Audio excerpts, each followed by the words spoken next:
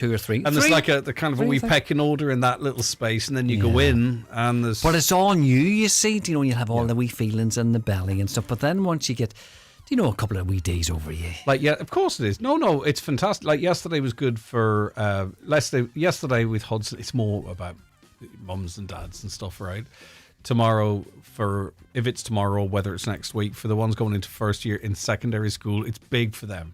But it all is fine. It'll all be grand. It was nice for you to be there yesterday with Hudson. Yeah. You always remember them. Well, you can only be there once, can't you? So, well, sure, this is it. Yeah. Do you know what I was flagging up there? By the way, I want to say, what? It's just I'm lucky enough I have the type of job where I could do that. There's lots of mums or dads. I kind of knew. I says, why is he not in today? I says, because I wanted to say well done on your the podcast nomination. Oh, thank you. Yes, the podcast. Well done. The Greg that was Hughes good. podcast. Well, we are shortlisted for a national award. Amazing, really. It didn't take long, did it? It didn't. We've only been on air, really, for we have actually been on air all year, haven't we? But no, in the first year of a new podcast, to be up there with the podcast on one, and, it's right across the island, local and national as well. So we stamp of approval, not that you kind of need it, but it's just nice. It's a endorsement, isn't it? You can take it anything. How are we like for time? Because I wanted to mention about, the music competition, the new local hero. We beat for time. No, carry on. You carry on there, son. Sure, I was flagging it up. So when's it kicking off? It's the September time. It's September. You're the one wanting to talk about it. It's on your programme. I'm only joking.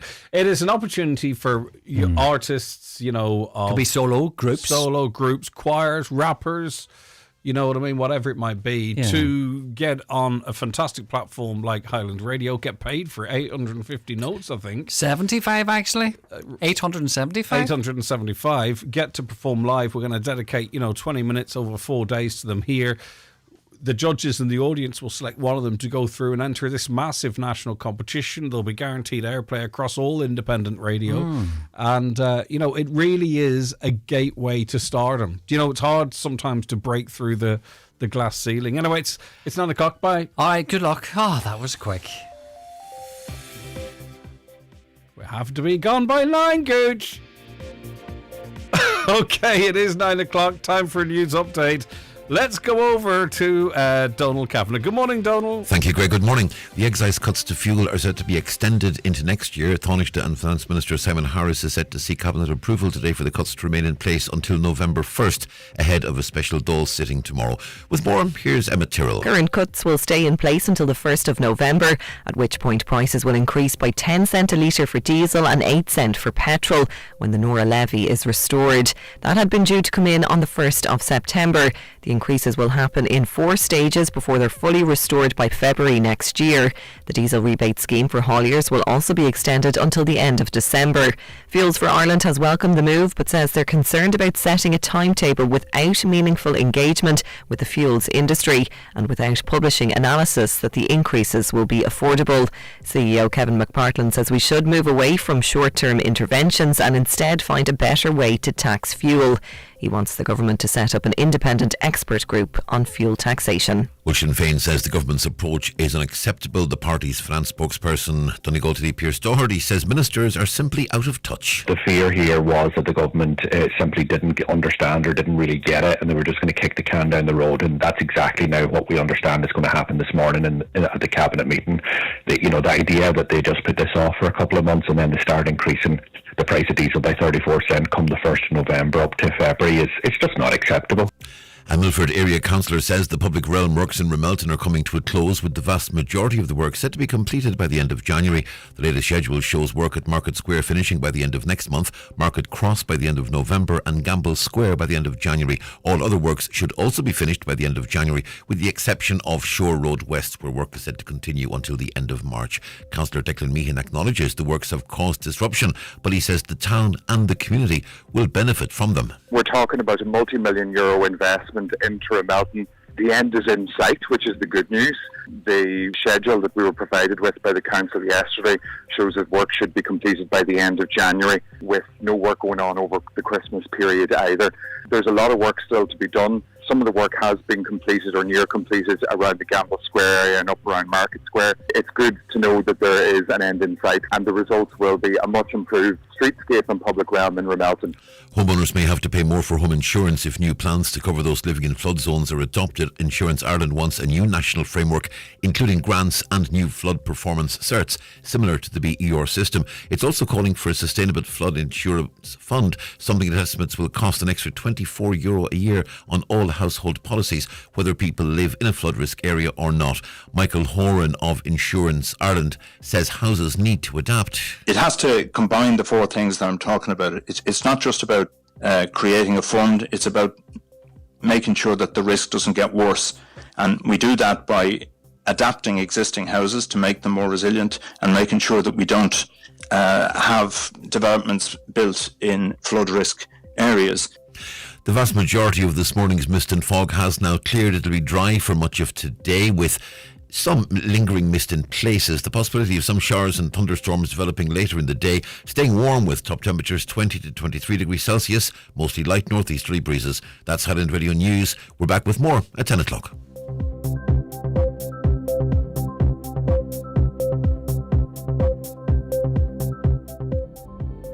Were you in a mother and baby institution? If so, now is the time to apply to the payment scheme. You won't need to know exact dates or speak about your experience in detail. Everything you share will be treated confidentially, with respect, and we're here to help you through the process if you need it. Contact us by visiting the website paymentscheme.ie or by calling this free phone number, 1-800-843-354. That's 1-800-843-354. A message from the Government of Ireland. The Talk of the Northwest, the Greg Hughes Show on Highland Radio. Hello and a very good morning. You're very welcome along to another edition of the Greg Hughes Show. Thanks to Donald Kavanagh for sitting in for me yesterday, and it's good to be back, of course, after that really short hiatus. 4 minutes past 9 on this Thursday, the 27th of August, and it's another bumper 2 hours to keep you informed and entertained. We've got lots to talk about, but of course we want to hear what you want to say as well. How do you get in touch? WhatsApps and texts 086 60 25,000. 086 60 25,000. Outside the Republic 00353. Drop the O and away you go. You can call us on 074 91 25,000 or email comments at highlandradio.com. Feel free to watch the show. We're streaming on the YouTube channel, so you can watch us across your mobile devices and on your smart TV. Just search the YouTube app if you want to watch us on the telly. It's a very visual show. Most of our guests are either in studio or join us remotely. And we're across Facebook and on the X platform as well. Thursday's a busy day for papers. Let's crack on. You need more TDs, don't you? I think that's the one thing that we get consistently on this programme into the comment line is we need more TDs. There's not enough TDs. Let's get some more TDs. Well, that's not really what people text us about, but it could be on the way. John McAteer writes in the Tyrconnell Tribune, with the latest CSO data showing Ireland's population has increased by 376,000 since the 2002 census, it'll mean an increase of 12 new TDs. That's if an election is held this year. But with a general election 3 years away, the growth trend is showing the next Dáil may have 20 more deputies in Leinster House. It would also seem likely that a number of extra council seats will also be created. To retain councillors, each representing 4,500 people, it appears there'll be 3 extra members, with Letterkenny MDC having first call as their baseline is well over 30,000. Ireland's population now stands at over 5.525 million, and over the last 3 years it has been growing at an average rate of 81,000 annually. At our own county level, the latest CSO figures show Donegal's population reached an estimated 182,500 people at the end of April. It's an increase of 9.3% since 2022. The default in my head of population would have been like 167, 168,000, but in Donegal now close on 189,000 people. So I did see somewhere else during the week, and I'd have to go back and have a look at where I found that about there's a certain amount of TDs where you might need a referendum. I'll double check that. But anyway, John's looked at the stats, and according to the stats, which often don't lie, according to the stats, we would need more TDs and more counsellors. What do you think about that? This is good news. We covered this story right from the very start, and it's on the news today. And that's the option now of cremation. And it's always been an option, but you'd have to have travelled a distance. I'm not sure how many people that would have put off or not. But now, and there's lots of reasons I think people might want to be cremated. You know, there really is. It's not just about, you know, I'd prefer to be cremated than buried. There's practical reasons why someone might want to be cremated as well. Well, the first ever crematorium in Donegal is to be publicly unveiled within days.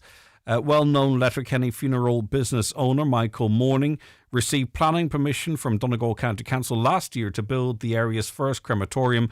It's now reached an advanced stage, and Lily Hill Funeral Home and Crematorium is to be formally announced next week. A few private cremations have already been held at the state-of-the-art premises at Carnamugga in the mountaintop area of Letterkenny. The purpose-built facility is designed to accommodate around 500 cremations a year, which will greatly reduce the impact on families that until now had to leave the county for cremation.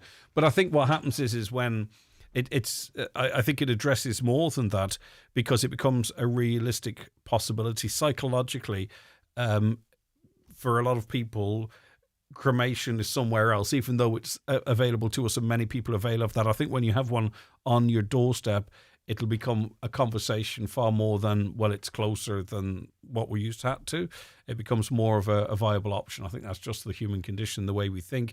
So interesting. I don't know. I'm kind of leaning towards it myself, honestly, to be honest with you. I don't know what you guys think out there. The Derry News recently installed British Secretary of State Chris Bryant appeared to criticise the Stormont executive during his first visit to Derry. He also acknowledged the existing regional imbalance between the Northwest and Greater Belfast, saying sometimes for all sorts of different reasons the Northwest just gets a little bit left out of the equation until we are very determined to change all of that. And that kind of aligns with his boss's views.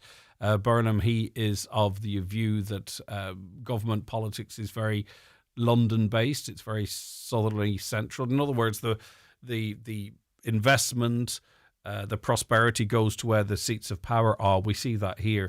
He's, of course, his boss, this guy's boss, Andy Burnham, is a Manchester person, and he wants to see, you know, not just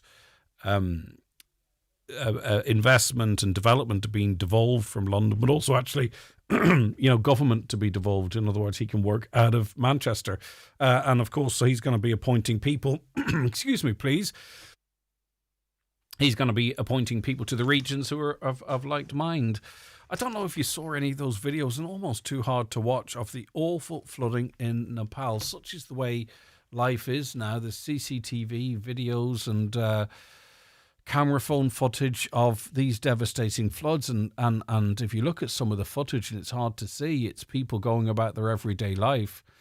They clearly can hear something coming down from the mountains and begin to run, and then this wall of water, the size of an incredibly tall building, just washes straight through and takes everything in its path. And I was also watching some of the footage from further up, where, you know, rivers are effectively dry, and then this water starts to cascade down, and of course it increases in volume and momentum, and then goes through these population areas. We have this strange way of reporting things, major catastrophes like earthquakes, and there's this default reporting that the media do, which annoys me a little bit. I don't think it tells the full story. So they will go confirmed deaths. So they'll go, 3 people are confirmed to have died from an earthquake or this awful situation in Nepal. We know it's hundreds.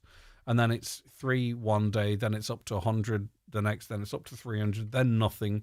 And then someone's discovered having been, missing for 3 or 4 days, and then they do that angle, and then a kid will turn up and they'll do that angle, and then it's disappeared. It's this formula of reporting these disasters when it's clear hundreds of people have died, and I think they need to get that out from the get-go. And amongst them, 2 Irish citizens, they're feared missing after a flash flood killed at least 37 people and left hundreds more unaccounted for in the in Nepal. And again, it's this kind of reporting. They've just picked an arbitrary number. 137 people have been confirmed dead. mean, it's hundreds of people, and they need to break out of this mold of reporting, because it's every time there's one of these natural disasters. Alpine Eco Trek, which offers guided tours and expeditions in Nepal, said the 2 Irish people had been with 12 British nationals who were also missing on the tour across the Nepal-Tibet border. Nepal police said last night 157 bodies had been recovered and more than 40 people were injured and receiving treatment in hospital. But as I say, from those videos that I've seen, way more than that unfortunately succumbed to this wall of water and debris and houses and trees and mud, and God help them all. Meta, they own Facebook, WhatsApp. That court case was settled in the United States. I mentioned it on the show. 18 billion euro they are paying out. And they'll pay 18 billion euro to settle a lawsuit alleging it deliberately made platforms addictive for children. The social media giant will also be forced to introduce safety measures, including daily usage limits, nighttime blocks, and stronger age verification checks. They didn't admit any liability in this deal, by the way. But the controls will only apply in the US, sparking calls for government and the EU to speed up the introduction of an under-18s or an under-16s, social media ban. The truth is though, and it's not covered in this reporting, there are dozens of these cases right across America and elsewhere, and the social media companies are going to have to do more, and Meta are not going to risk massive fines in the EU as well. And as they roll these out in the United States, you can be sure they'll roll them out in this part of the world as well. That lawsuit, by the way, against Meta was brought by 20 US states, and a civil trial began in Oakland, California last week. The jury heard that Meta, which owns Instagram, Facebook and WhatsApp, among others, knew its products harm children's mental health, but deliberately designed them to be addictive, hooking users and hiding the truth, which the company denied. Instagram boss Adam Mosseri testified on Tuesday, but the settlement has spared Meta chief executive Mark Zuckerberg from having to do the same. So there you go. The government, police agencies are still scrambling to try and figure out how you can avoid another tragedy like which we saw on the M9 and has been mirrored elsewhere. And it has to be said too, it's only by pure luck and chance that we haven't seen way more of these. They've been averted before they happened. But technologies, this is in the Irish Times, technologies such as aerial detection and early warning systems on electronic signage will be discussed at a high-level meeting on road safety to address wrong-way driving on motorways. The problem with this is that this is a good idea because, you know, we need to do everything that we can to try and limit this. But if we have a system whereby someone drives the wrong way up a motorway and motorists are advised of that and pull to one side, it doesn't actually stop it. It probably makes it a little safer. But in a way, it might actually encourage more to do so because they know, or they might suspect, that their pathway has been cleared. The Minister of State with responsibility for road safety, Sean Canny, has called a meeting tomorrow which will be attended by senior officials from Transport Infrastructure Ireland and the Road Safety Authority officials from the Department of Transport, and they'll try and come up with some ideas. But as I say, it might make it safer for those that want to drive the wrong way up a motorway and evade Gardaí. But at the same time, you have to try and protect the general population, don't you? The Irish Farmers Journal, there'll be the West, us, will not be in a position to supply significant quantities of fodder to the South and Southeast regional farm leaders have warned. Sizable surpluses of fodder are not available on farms in the West. Farmer representative maintained where stocks are available, farmers may not be willing to sell them at this point. So, of course, with the weather and the way it played out, there was better growth in the West and North than there was in the East and South. In the East and South, they weren't able to acquire as much fodder as they normally would have, and we didn't do too bad in this part of the world. But quote here, I can't see there being a big oversupply of fodder in the West and Northwest, said Leitrim IFA chair Liam Gilligan. We have to budget for a 7-month winter here, and I can't see farmers surrendering fodder and possibly leaving themselves short. I wonder what farmers down the country might think if we have what they might see as spare up here, but we aren't using it. Yesterday, I presume there was plenty of coverage of the sad passing of Dolly Parton, who was an amazing artist, seemingly a great woman as well, and the tributes to that extent, the tributes have, reached that extent. And I was thinking, earlier on today, there's lots of people actually feel people's deaths, celebrity deaths, very personally. I don't. Can be slightly detached in relation to this. It's very sad Dolly Parton had died. She had a fantastic life, a fantastic career, and I don't feel her loss personally. I don't mean that bad, by the way, but what I'm saying in that I recognise that there are some people that a celebrity dies and it feels like a real loss to them. It is a real loss, but you understand, like a personal loss, like a close friend or a family member. And it's an interesting thing that some people have a much stronger bond with people through their music or their art or whatever it might be. But Dolly Parton died surrounded by loved ones after a brief and private cancer battle. It has emerged.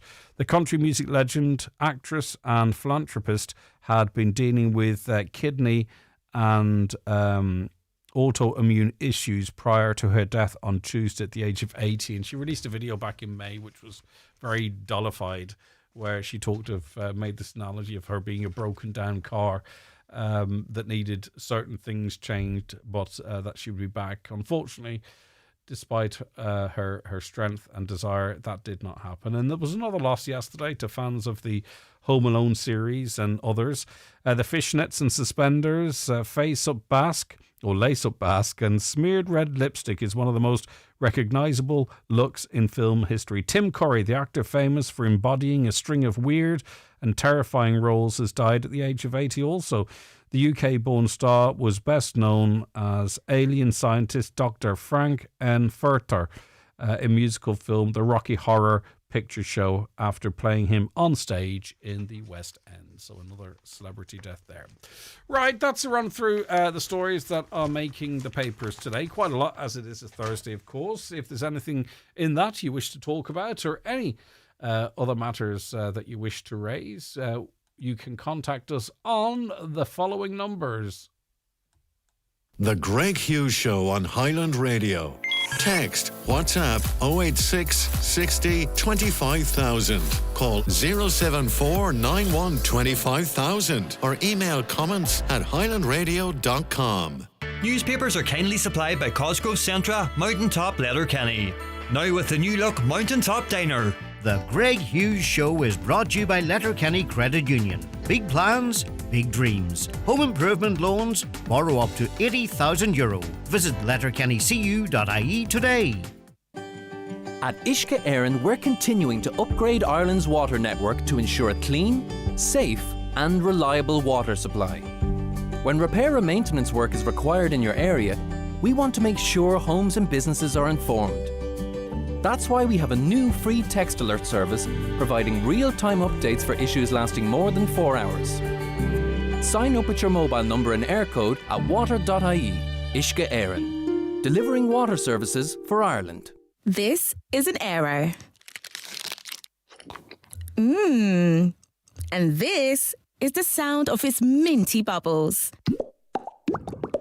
Conjuring melt in your mouth.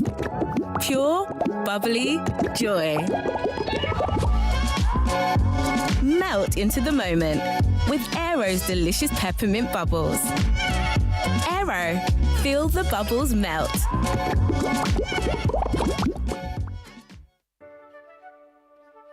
From home and car to farm, commercial and public liability, at Hickey Clark and Langan, they've got you covered for insurance. They shop around all the leading insurers to make sure you get a great deal.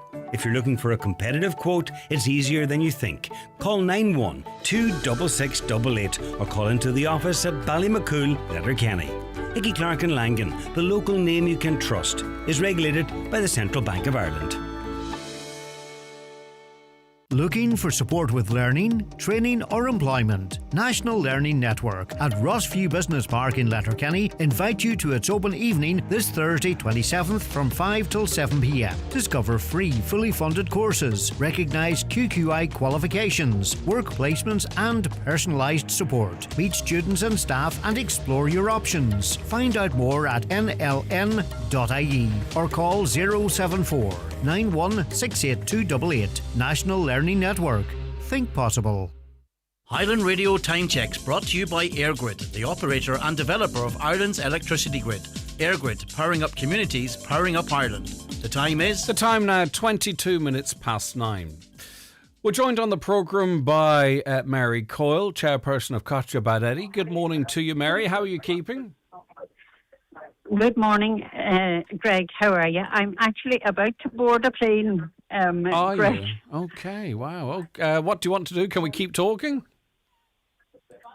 Keep talking. I have 5 minutes. Okay.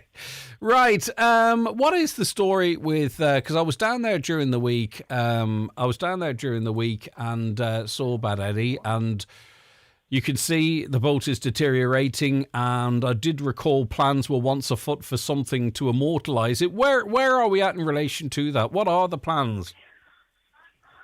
Right. Well, back then, I suppose there was a big push on to replace Bád Eddie with a steel structure.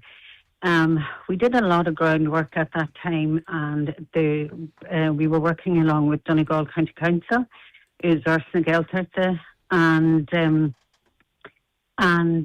there were plans put together by Doran Consulting at that time, and the cost of a replica at that time was 723,000. That was exclusive of that.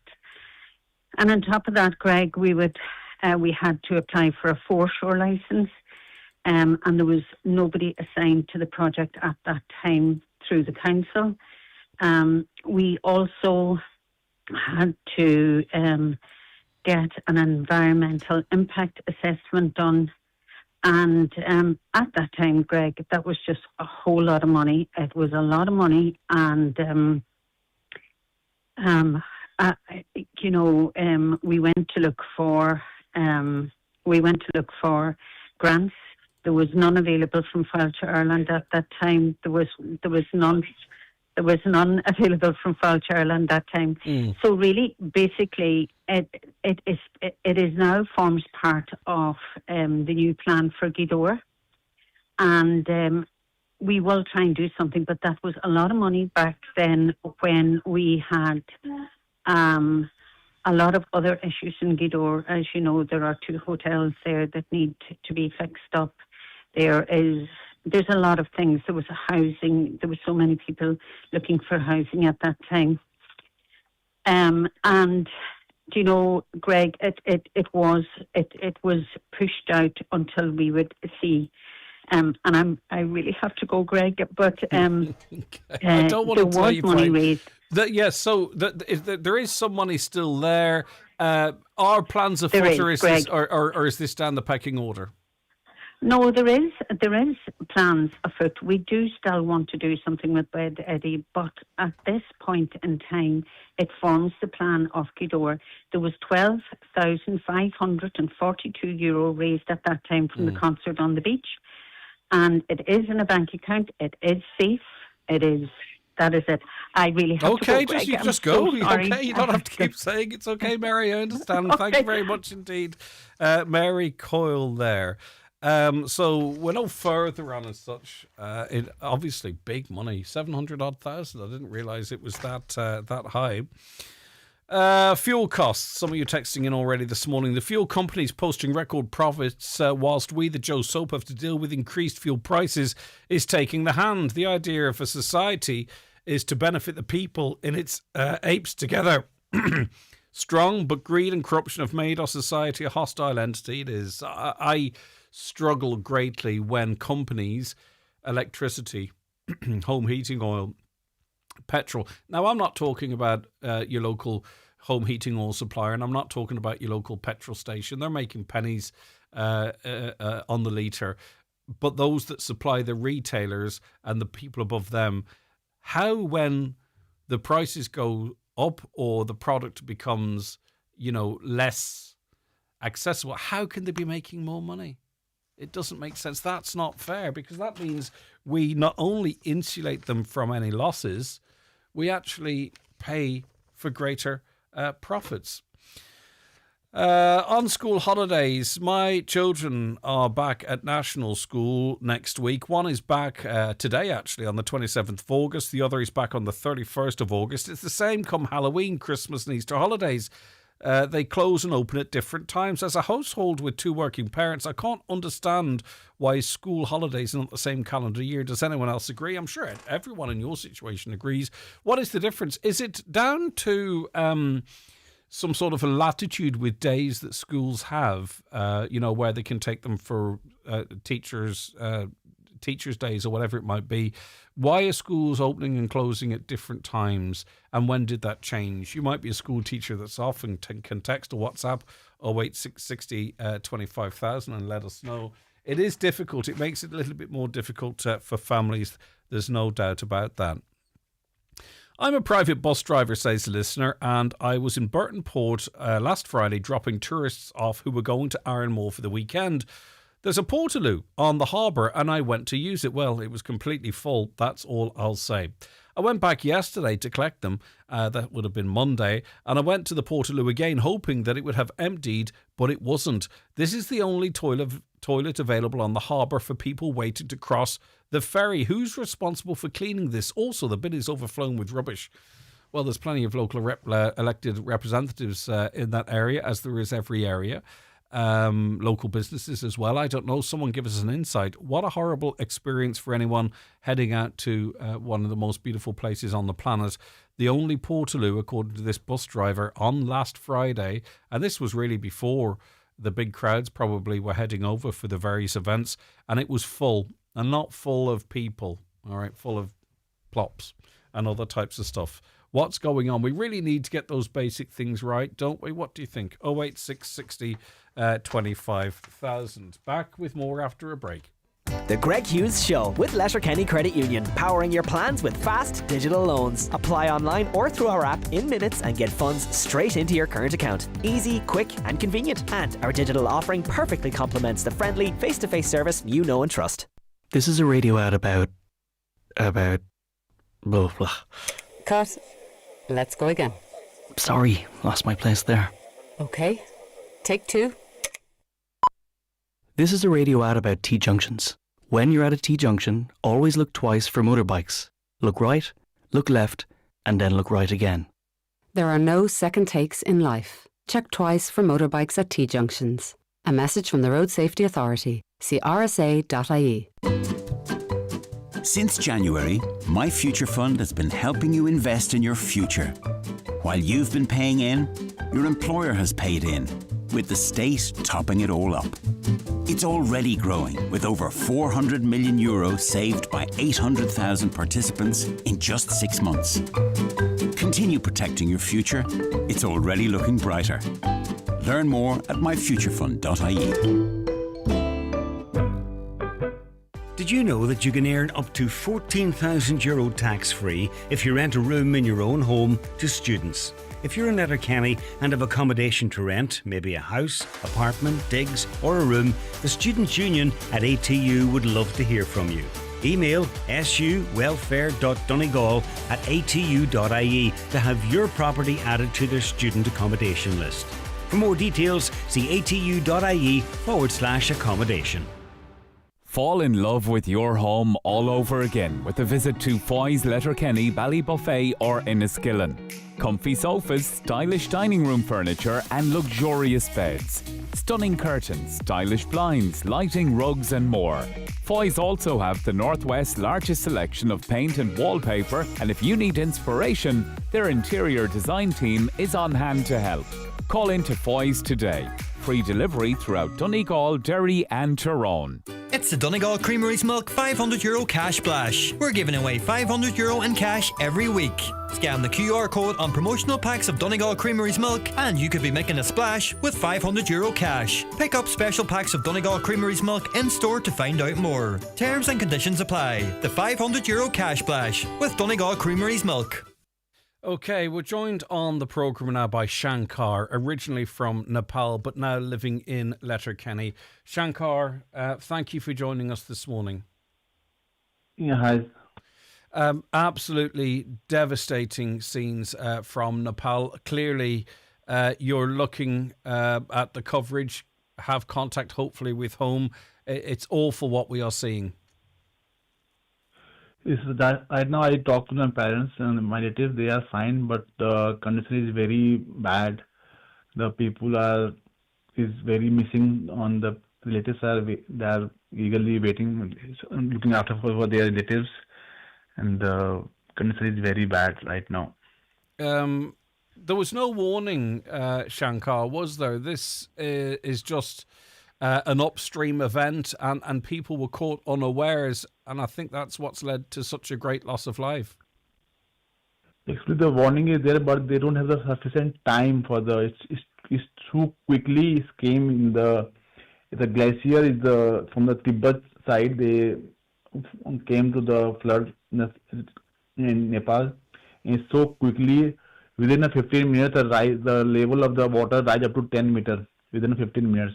The people who live beside the river area, mostly they are the affected and they are all missing. And the tourists also, so many people are, all those who do trekking sites or all the sites of the river, people, they are all missing, and it's very bad condition right now. Having spoken to family, Shankar, who thankfully are okay, what are they saying about what's happening over there?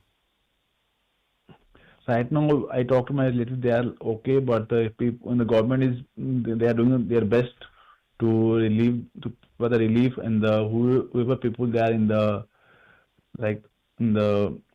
place, they can rescue them. They are doing the rescue operations right now, and after rescue, the other countries also supported for the relief package, relief funds. Also, they declare one accounts also for the Prime Minister Relief Fund accounts are there. If anybody wants to help them, they can help through the Prime Minister Relief Fund account. These are the things that government are doing their best to give the safety for the people. We have obviously a figure of the loss of life. It's an official figure which doesn't tell the full story. Shankar, how many people do you fear, or how many are you concerned may have died in this tragedy?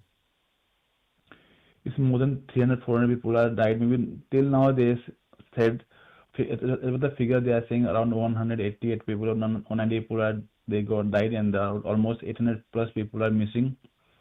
And let's think of that, 800 plus people are missing, and we don't know where they are, if they are survived or we pray they are survived, they are well, but we don't know exactly where they are. Rescue operation is going on, and the government is doing as best they can. Okay. Well, listen, our thoughts are with you and your family and your native country people as well, Shankar. An awful, awful tragedy. And we hope the country can recover as many people alive as is possible and rebuild as soon as possible. Shankar, thank you for your time. That is Shankar there from the Lumini province in Nepal, now living in Letterkenny. Right, let's get back to some of your comments here. A caller says, "Hi Greg, I see the government is handing out more cash to certain media outlets as long as they support the mass immigration agenda. I'm thinking of the recent awarding of bursaries to commission a man for the issue of mass immigration is the most important debate that no one's allowed to have." I don't really know how that works. Just to give you our insight into it, I mean, the majority of, say for instance, RTE is fully funded by the taxpayer. There have been changes in recent years whereby there are certain revenue streams, tiny amounts of money in the reality of it, where all radio stations can get access to it. But it's often say for instance, the the Music Month thing, whereby we're trying to get the next big star. That is funded by the license payer, but I mean, you heard the money that's involved. It's like €875 for the winning for acts that perform, which is not insignificant. Don't get me wrong, but if you're talking about stations outside of RTE getting money from Commissioner Man, it's not keeping heads above water. It's the majority of independent radio. All of it is raised through advertising, sponsorship, etc. So there's not enough there really, and there is no active influence over radio stations. That's I can tell you that as a fact, because I wouldn't work in one if there was. So I can only speak from my perspective. So there's no influence from government in relation to us. It's me, Caroline and Shannon really that put the show together and decide what we talk about, and we the listeners decide what we talk about and all that type of stuff. So there is no real influence.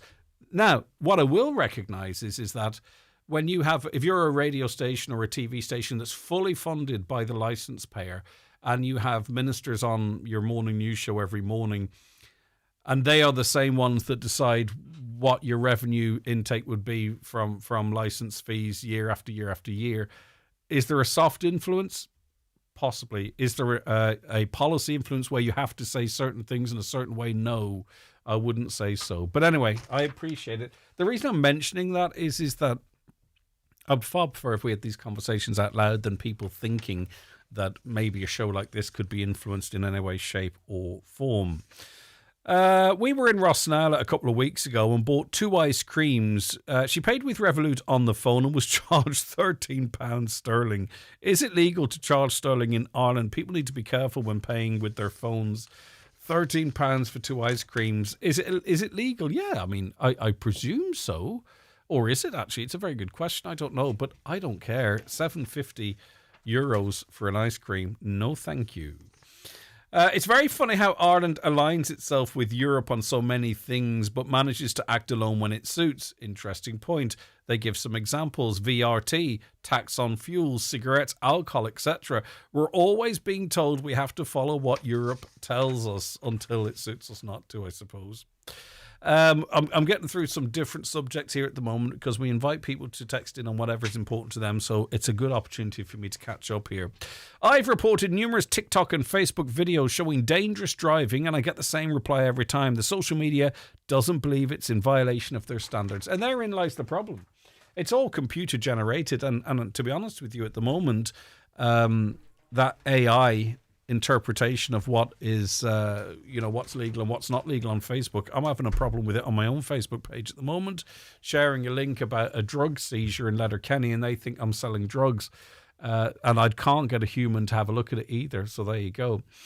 Right, following on from our conversation on coastal location codes on beaches being launched at Nairn Blue Flag Beach, we are joined now by Brendan Tiny Vaughan. Hi Brendan, good morning to you. Good morning, Greg. Lovely morning here in Carrigart. Do you know? Oh, you're at home. Yeah, it's lovely here too. And actually, we're going to have a nice day whilst the rest of the country doesn't, which is nice. We can't get to say that too often. Right, you were listening to this new system to try and identify locations for emergency services, and it got you thinking. What's the story? Yeah, that's correct. I was listening to Brian Kerr there, and it's a great initiative altogether. And I was up in Glenveigh National Park there last year, myself and Eva, the daughter, and we were up there and we were walking around. We walked a good bit around the place. And I was saying to her, I says, look, if anybody sprains an ankle or comes into difficulty, there is no, how do you find the person? How do you find the location? So I went into the castle there. I found a member of staff, and I just happened to say to them, I says, would it not be an idea if you put something on the seats like location of the area, that if somebody did have happen, that they could find them a lot quicker? Like, imagine a person having a heart attack or a seizure or something like that, and it's a pretty difficult place to find. So that's what I noticed, and I left my number so somebody could call me back and just to see if there was any movement on it. And I don't know if anything happened, because I haven't been up there since last year. So we're not saying then that obviously there's signs literally everywhere in the country, but what we're talking about here is your beaches, your coastal walks, Glenveigh, other areas, to have sort of regular identifying markers in different locations so that in the case of an emergency, that info can be passed on to the emergency services and someone can get seen to sooner rather than later.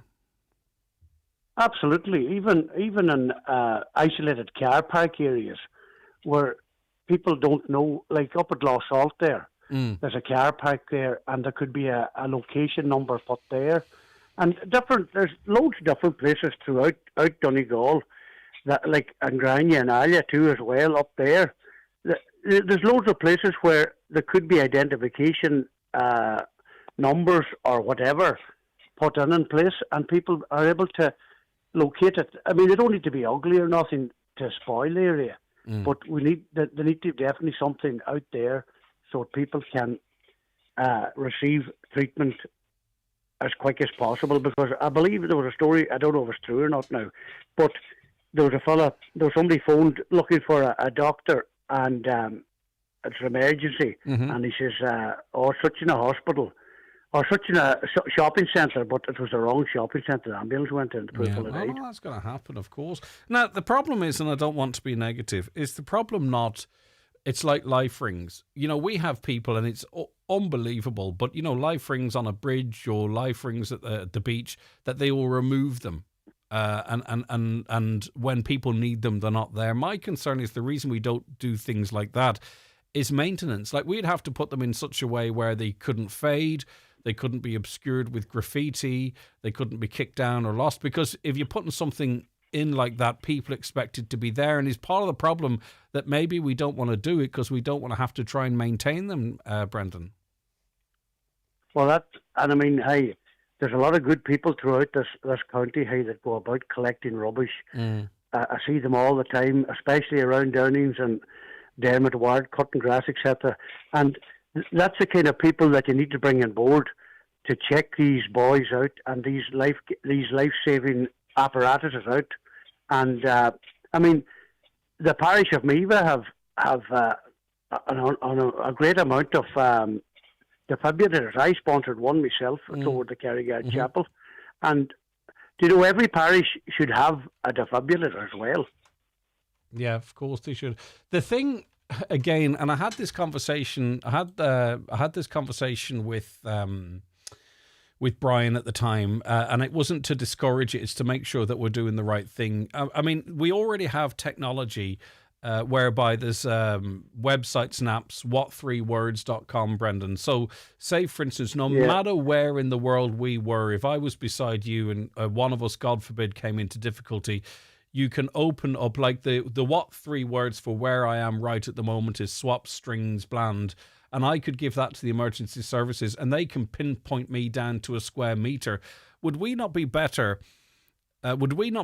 trying to sort of encourage the use of apps and technology like that in education rather than going back to the old school sort of physical? Because in countries like Germany or Austria or wherever it might be, this sort of what 3 words is used quite commonly. And I do know emergency services here do have access to it as well. So should we not be making sure that, you know, have you downloaded the what 3 words app and that type of stuff and embrace the technology? And it means that no matter where anyone is, that they could use this technology and get emergency services rather than popping up old-fashioned signposts. Well, it's a good idea, and probably all the signposts are going to be expensive as well. And pain, you get some gulping trying to pull them down as well. So God forbid, like if me and you were 100 foot from that signpost, again in that scenario, it might as well not be there. You almost would need to be at it.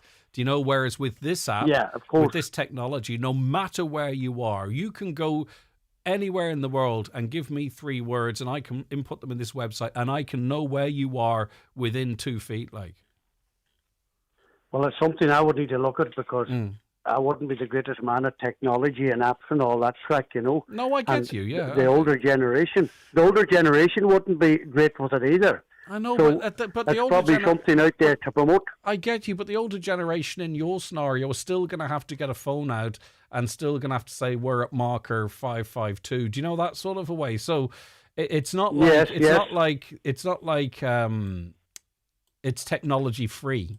If you know what I mean, technology is going to form part of this whole conversation. And how does it work as far as signals concerned as well? Do you need a signal to have? You do, but you would also need a signal to raise the emergency services with the physical signs. You get me? I think it's a great conversation, and I think we're on the same page. It's a case of whether we go physical or we'd spend the money on sort of promoting the what 3 word system. And have signs up here and there saying, "Have you downloaded the app?" in the case of an emergency. You know, I mean, you could literally identify someone 6 feet apart on Mount Errigal, God forbid. It's not Mount Errigal, on Errigal Mountain. But well, no, it's a good idea. Yeah, all right then. So hopefully it'll take. Thank you very much. But I agree with you, Brendan. having me on. I agree with you, Brendan. We need to do something. But people like you have got a strong voice. If it's to sort of focus on doing more of these signs or promoting the what 3 words or some alternative. Either way, I think we can all work together on it. Listen, Brendan, thank you very much indeed. That's Brendan Tiny Vaughan, who is the recipient of the Tip O'Neill Award this year and is also a future guest, by the way, on the Greg Hughes podcast. And I do want to say a big thank you too, by the way, because I was off yesterday. The IMRO National Radio Awards cover the island of Ireland, and the Greg Hughes podcast, which is not broadcast on Highland Radio, but it's available on highlandradio.com. It's been shortlisted amongst some of the best local and national podcasters in the whole country. Myself and Caroline Orr, who researches and produces, are very proud of that. We've only been on air or releasing it for a while, and it's consistently been high in the podcast charts and now has been shortlisted for an incredibly prestigious national award. We could not be happier. And you know what makes it extra sweet? Our colleague Joe Dex, it was that episode that was selected where Joe talks about vinyl, vodka and him, and that was a podcast that has had a real positive impact on a lot of people. So it's a double win. It's fantastic that Joe, his bravery for telling his story, has been recognised as part of the podcast being recognised. And a big congratulations to Oisin Kelly as well, who has been shortlisted for a Sports Broadcaster of the Year award. It's no mean feat, you know. We don't enter 1 million categories. So to get any nominations at all is very welcome. I mean, like, I think one radio station, I think News Talk, they're shortlisted 19 times. And that's about 5 times more than the categories we were even being considered for. So it's to get nominations like we had across the island of Ireland is a great honour, and it's fantastic. Right, let's take a quick break.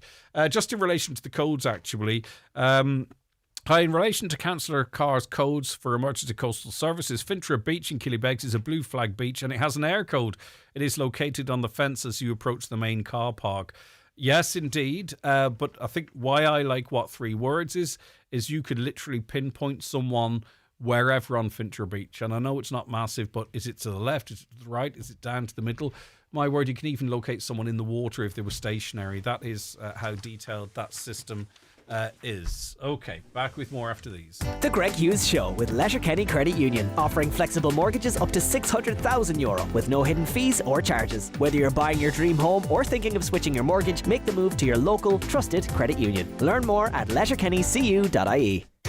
Clinic 45 offer affordable private healthcare in Letterkenny and Bridgend, providing a wide range of medical services including blood tests, minor injury, vaccines and prescriptions. Standard consultations are just €45. Clinic 45, the best healthcare at the lowest price. Open Monday to Friday in the Fort Retail Park, Letterkenny, opposite the New Dons, and at Bunamain, Bridgend. Book online at clinic45.ie. This week at Tesco, getting back to routine is easier with your club card. We've a tasty can't miss offer on Coca Noodles 10-pack, chicken or curry flavour, just €4.75. We've another can't miss offer on selected Belvita biscuits, Snack-a-Jack, Cadbury Fingers and Time Outs, 5 for €5. And easier dinners are on the menu with selected Dolmio sauce jars and stirring pots. Get 3 for the price of 2. Tesco. Every little helps. Available in most stores. Prices vary in Express.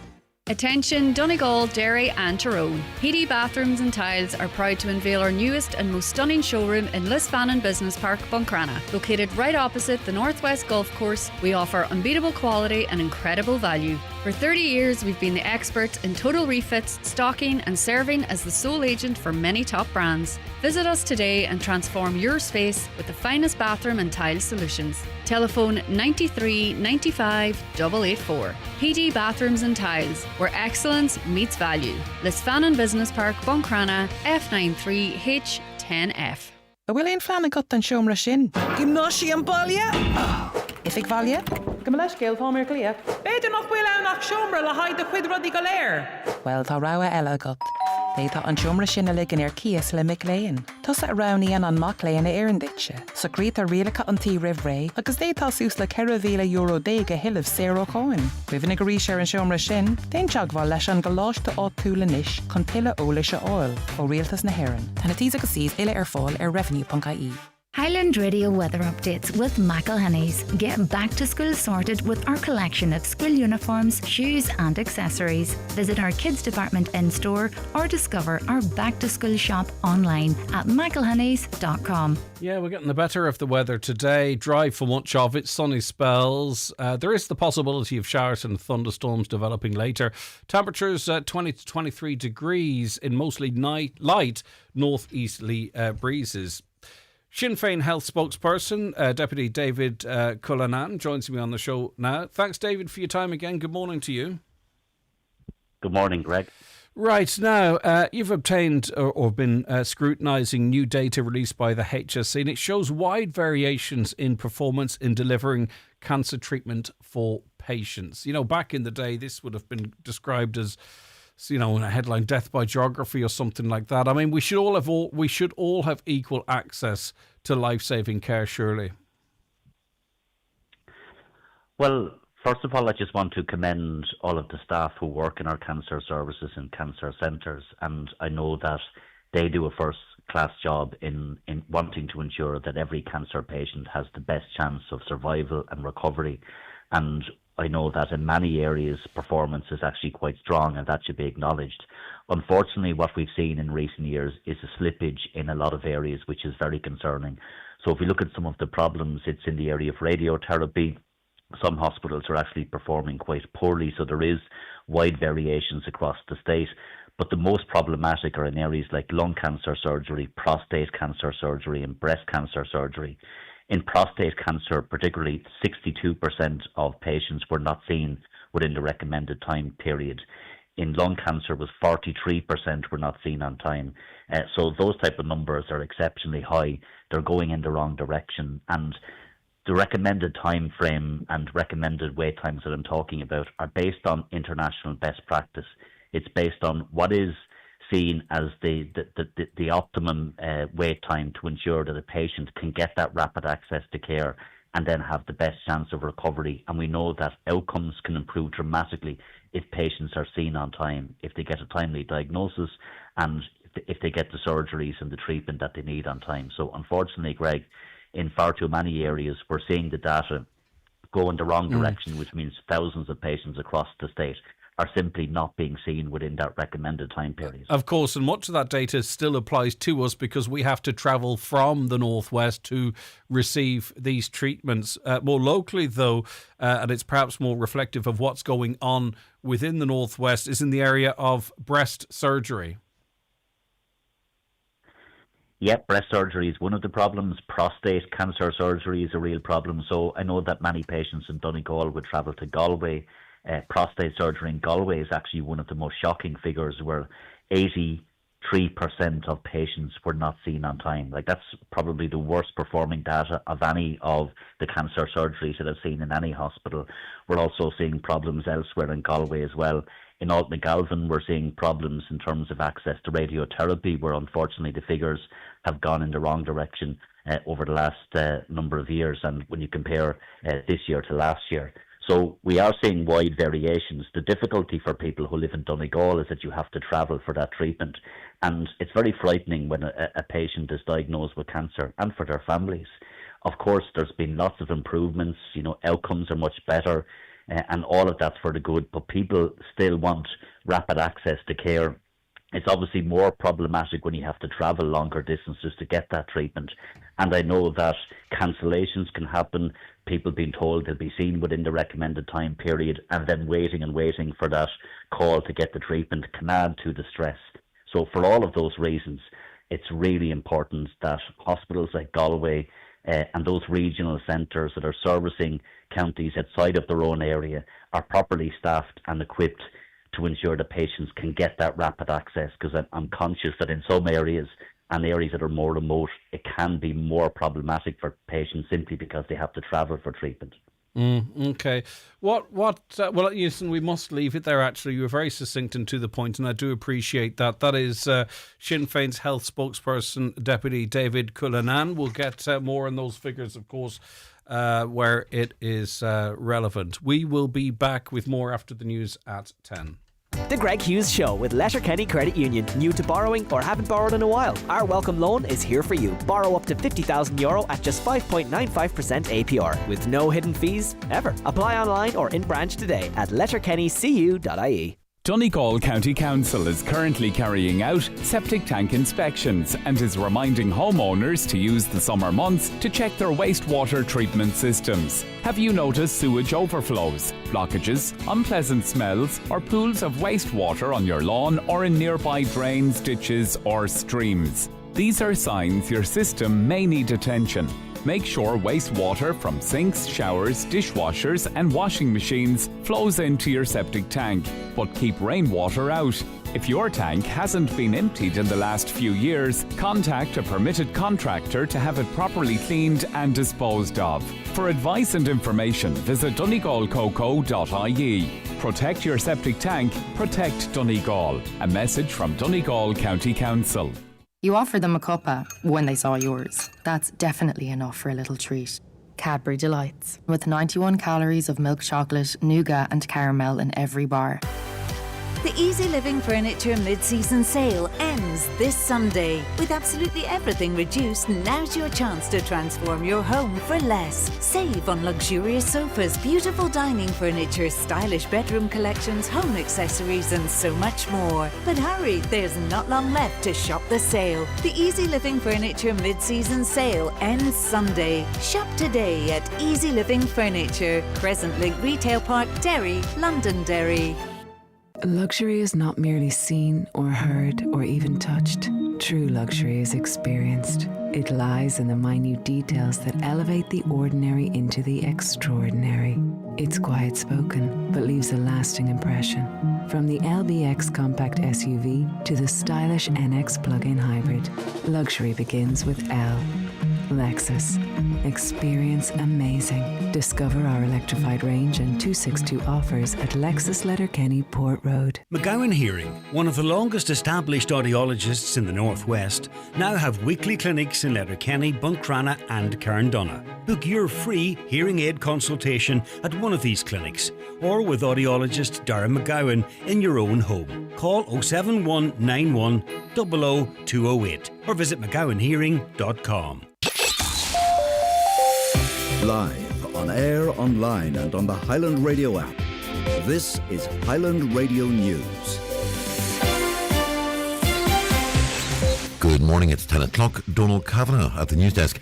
The excise cuts to fuel are set to be extended into next year. Taoiseach and Finance Minister Simon Harris is seeking Cabinet approval this morning for a package of cuts to remain in place until November 1st, ahead of a special Dáil sitting tomorrow. They'll then be phased out over the succeeding months. With more, here is Emma Tyrrell. Current cuts will stay in place until the 1st of November, at which point prices will increase by 10 cent a litre for diesel and 8 cent for petrol when the Nora levy is restored. That had been due to come in on the 1st of September. The increases will happen in 4 stages before they're fully restored by February next year. The diesel rebate scheme for hauliers will also be extended until the end of December. Fuels for Ireland has welcomed the move but says they're concerned about setting a timetable without meaningful engagement with the fuels industry and without publishing analysis that the increases will be affordable.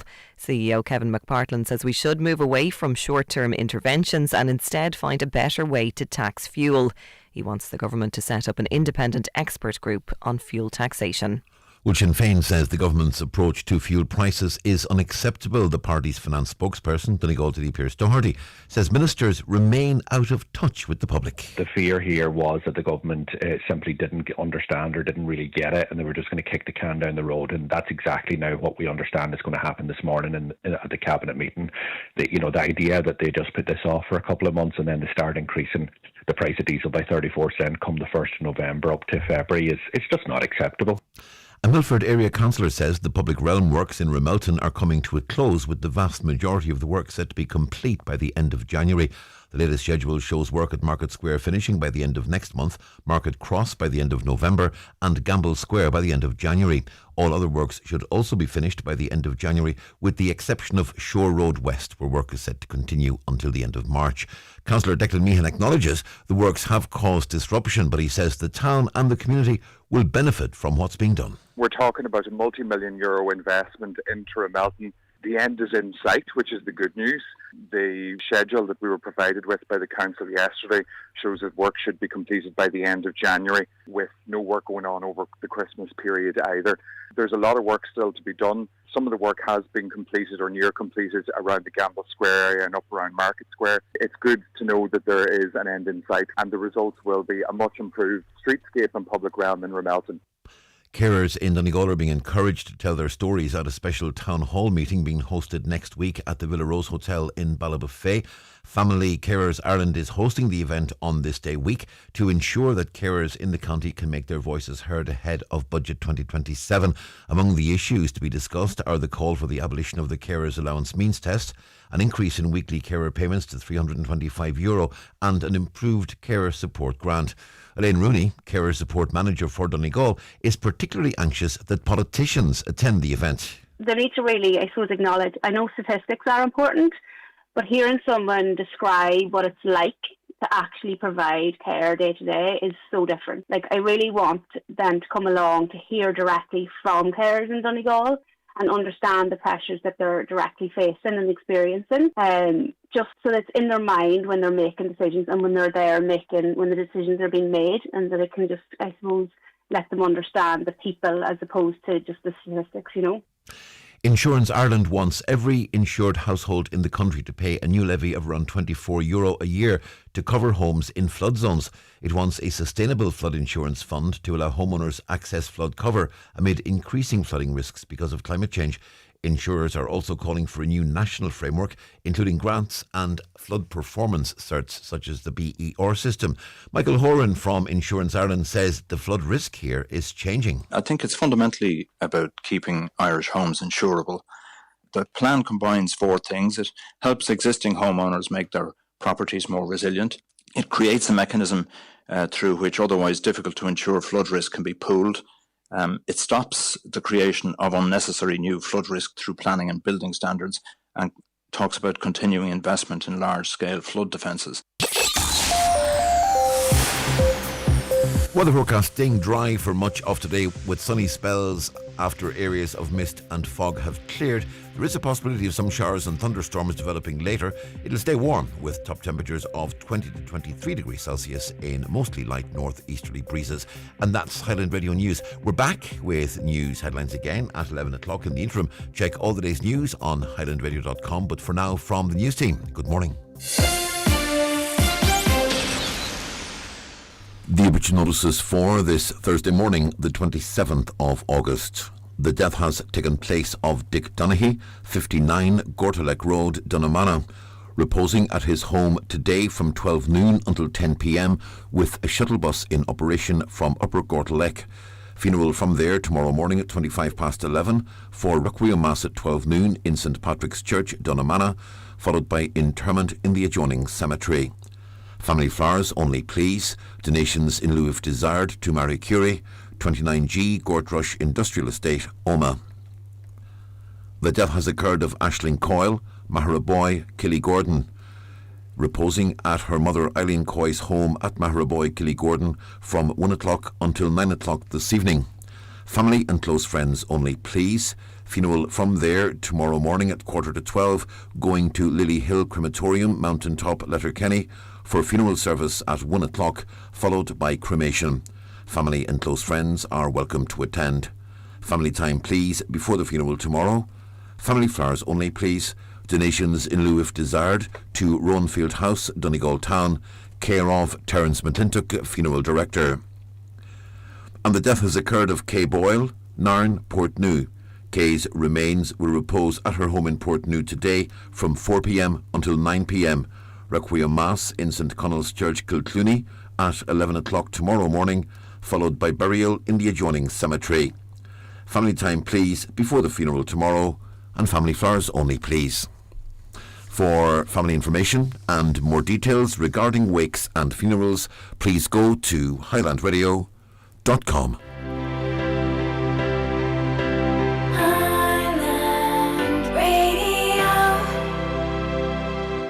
Discover Centra Simple Savers, your go-to for great everyday value. Like Kellogg's Cereal Selected Range 650 to 750 gram, like Cocoa Pops only $3.50. My Waddy Zero Sugar Selected Range 1 litre €2 each plus deposit. And Centra Pink Lady Apple Tray 4-piece only $1.50. Enjoy simple prices on all your favourites. Centra, live every day. Now, you are very welcome back to the programme, and I welcome onto it... We welcome onto the programme now Owen Corrie, editor of Travel Extra. Hello, Owen. Good morning to you. Good to have you with us. Now, to be honest with you, this never really applied to me because I always took my passport with me. But anyway, visitors to Britain from Ireland will require a passport from the 28th of September to the enter the country.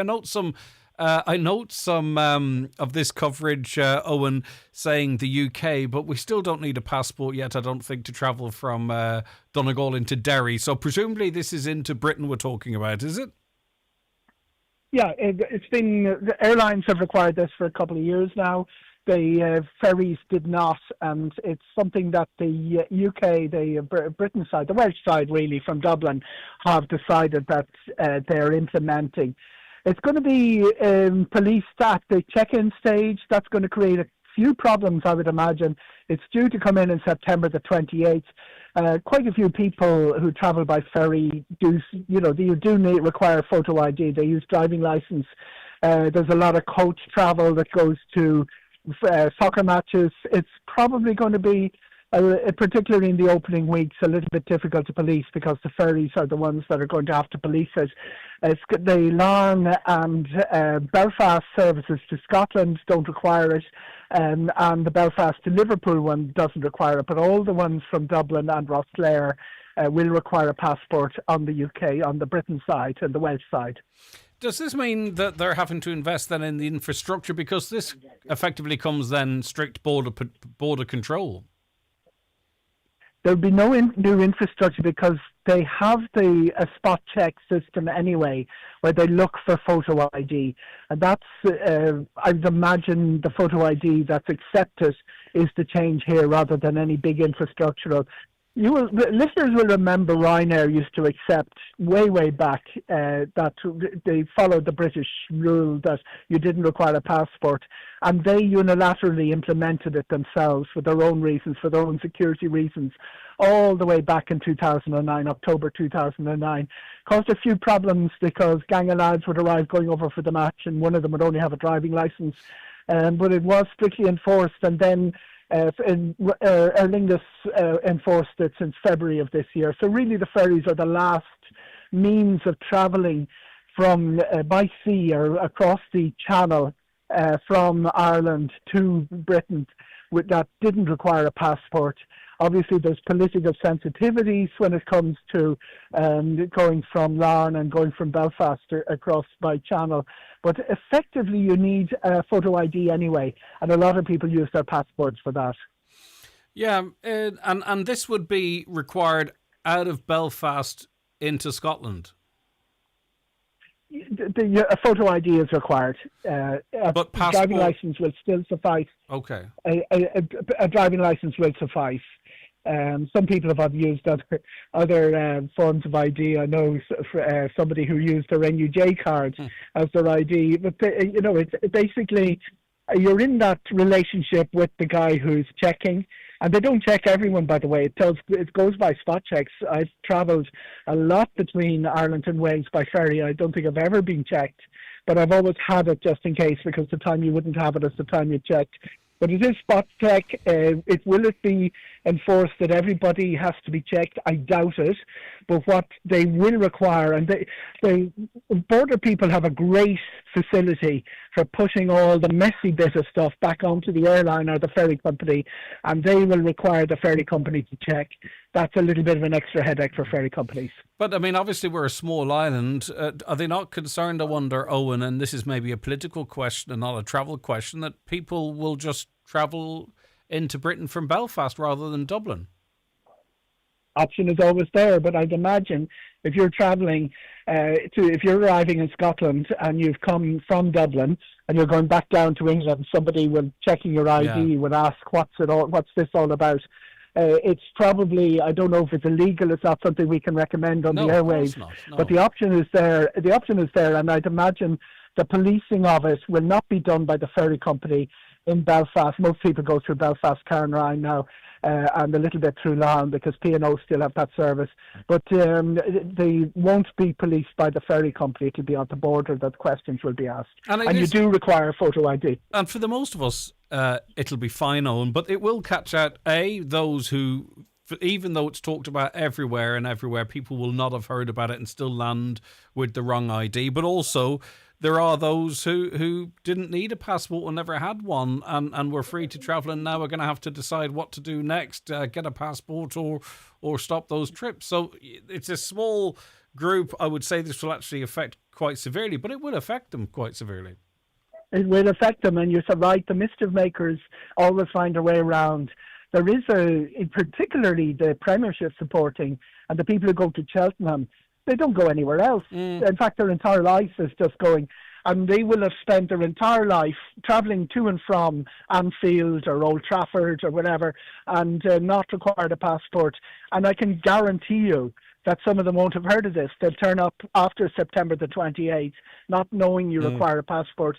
You know, us in the media, we sort of self-glorify that everybody's well informed and they're all listening to us. To give you an example of what I'm talking about, somebody in April 2020, somebody showed up in Dublin Airport to get his Emirates flight to Dubai, unaware that the whole world had been shut down by COVID, expecting his ticket to be honoured. There are a disconnected group, and there are people who will not know that they need a passport. But part of me envies them too. Such a simpler life, Greg. Wouldn't it be wonderful? Oh, and listen, thanks for the heads up. For those that are listening, and even those listening might forget, but sure, look, thank you. September the 28th. Okay. September 28th is the key date. It's a month away. Thank you. Owen Corrie, editor of Travel Extra. So if you're travelling from the Republic into Britain, you will need passport, actually. Obviously, for us here in the Northwest, again, this is why we're always different, isn't it? The majority of us probably travel from Belfast, and it might not affect because that would be seen as internal travel. But it always then highlights the strange situation we have on this island. Nepal, Mona Greg, CNN are reporting 1,300 missing in Nepal. And and just to the point earlier, and maybe some of you weren't tuned in, it's just the way this formula that massive tragedies like this are reported, and I find it a little bit frustrating, whereby, early reports of 12 confirmed dead in an earthquake or a flash flooding tragedy like this, and then it'll go up to 130 and then 300, and then they'll give up on that, and in 4 or 5 days they'll go looking for a story of hope whereby one person has been found surviving, on rainwater or something. It's just the formula for the media reporting it. But CNN reporting 1,300 missing in Nepal, which is talks to the actual extent of the tragedy and reporting accurately, even though it's less accurate, the extent of that tragedy, rather than talking about 130 souls lost. I was in a cafe yesterday afternoon. I ordered tenders and chips. I got 6 Big Al's chicken tenders and the smallest tenders I've ever seen in my life, frozen 2-kilogram bag for €22. I got 6 on my plate, no chips or salad, $10.70, and was charged an extra $4.90 for a plate of chips, about 20 chips, and then a can of Coke, so Northern Coke, so no return on the 15 cent. I was charged $2.60. How crazy is the prices in Donegal going to get? Wow, okay, you really have broken that down. I get you. Greg, any possibility on the discussion of payments to our local councillors? Some get almost 60,000. Can anyone explain these costs to councillors in some areas? Not carpool, right? Presumably you're talking about a salary, maybe chucking in some money for security and travel expenses there, which are vouched for, and you do have to be pretty careful. You can get caught out. There have been councillors in the past that maybe claimed for a journey to Lifford, but they did carpool. So yeah, of course we can look into that if there's an interest in it. We heard from a bus driver. They were at the toilets. The one toilet, he said, a Portaloo in Burton Port. He said it was full on Friday and not of people. I was in Burton Port on Sunday and I had the same experience. It was totally disgusting, especially when you have children with you. Yeah, I don't know what to do. Like, I would say, if you go into one of those toilets and it's clearly full, do you just top it up? But maybe you're desperate. Maybe you've got a medical condition that means you either do it there or you're on yourself. I don't know. But I mean, if there's one public toilet and people know it's going to be busy, say for instance on Ironmore like last weekend, where is the maintenance? Where is the care to ensure that it's a pleasurable experience? I don't know. Keep them coming into us, by the way. It's time for Vision Ireland Bingo on Highland Radio. It's Thursday, the 27th of August, Jackpot Day. You're playing for the jackpot prize of €19,200 on the pink sheet. The reference number is S14. It's game number 35. The jackpot number is 38. This number can come out in any position from the next 10 numbers drawn. And now, here are your daily numbers: 28, 58, 84, 76, 81, 11, 9, 39, 55, and finally 52. Phone your claim to 9104833 before midnight, leaving your name, contact number and the name of the shop where you purchased your book, and we'll call you back the next working day. Get all your Vision Ireland Bingo information at highlandradio.com. Outsurance could help you save in your car insurance, like Toulouse from Kildare. It's true. I saved €276 on my Renault Captur when I made the switch. That's great. So great that I now insure my lovely home with Outsurance too. Home insurance too. Happy days. For a competitive car insurance quote, call 1-800-600-400 or visit outsurance.ie. Real people, unreal savings. Outsurance. You always get something out. Based on a like-for-like policy comparison in November 2025 for a 32-year-old who received a gratuity for their participation. Acceptance criteria, terms and conditions apply. Outsurance Stack trading as Outsurance is regulated by the Central Bank of Ireland. At Charlie's in Letterkenny, they've been serving great food since 1984 to sit in and take away. Everything at Charlie's is cooked to order, so if you're having an all-day breakfast, a burger, or their renowned fish and chips, you'll know they've been freshly prepared. And there's a great selection of gluten-free options. Charlie's, in the heart of Letterkenny, open Tuesday to Saturday from 12 to 8 and for breakfast on Fridays from 9 on the Pierce Road. When the hunger hits, pull into Charlie's. At DoorTech Garage Door Systems in Kilmacrennan, we specialise in the supply and installation of all types of industrial roller doors and garage doors. Whether for your home, business or farm, our doors offer the security you need. For premium quality doors, call DoorTech on 9139941 or visit doortech.ie. The Greg Hughes Show is brought to you by Letterkenny Credit Union. Big plans, big dreams. Home improvement loans, borrow up to €80,000. Visit letterkennycu.ie today. Welcome back to the programme. We're joined on it now by Dr. Adele Duggan, Clinical Director at the National Poisons Information Centre. Thank you for joining us today, Adele. No, thank you very much. It's good to have you on the programme. Now, we are talking about contact with the Poison Helpline, and we'll go through some of the things people are contacting the helpline on. But would you agree with me, Doctor, that these conversations are equally as important, I suppose, in getting the information out there that this service is there, and, you know, maybe a good opportunity for people to have the number written down or the contact written down and stuck somewhere accessible, because you never know when you might need it? Absolutely. Hopefully you'll never need it, but if you do, it's a very useful number to have. This year we're celebrating our 60th anniversary for when the Poison Centre opened. Initially was opened for healthcare professionals, and then 15 years ago in 2011 we opened it up for a public poisons information line that operates from 8 a.m. to 10 p.m. and the number is 809-2166 if you want to write it down on the fridge or put it into your, I suppose more importantly, put it into your phone. And so I suppose over 6,500 calls roughly we receive from members of the public, predominantly concerning children who have accidentally ingested something or been exposed to a poison. So it is a useful number to have. Yeah, for sure. And what are the majority of calls in relation to, Adele? The most calls we get concern medication, about 1 in every 2 calls, and paracetamol is still the commonest call that drug that we are called about. And I think it's because it's probably quite accessible. It's an over-the-counter medication. It's in everybody's homes. It's in everybody's homes. Sorry about that. It's in everybody's homes, and therefore really accessible to children. Children are naturally inquisitive, especially from the ages of 1 to 4, and they're exploring their environment, they're climbing up on shelves and reaching for stuff. And Calpol is quite a sweet medicine. I know my children, I had no problem ever giving it to them because they quite liked it. So if they take a taste of it, they'll take a drink out of the bottle. And so when we get a call from a very anxious parent worried about their child. And it is a rare event for them, but I suppose for us, we get these calls. We're used to dealing with these calls every day.